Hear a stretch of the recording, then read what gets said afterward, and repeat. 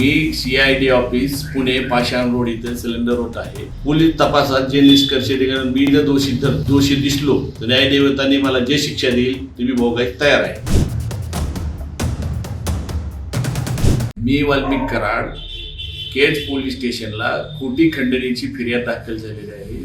मला अटकपूर्वचा अधिकार असताना मी CID ऑफिस पुणे पाषाण रोड इथे सिलेंडर होत आहे.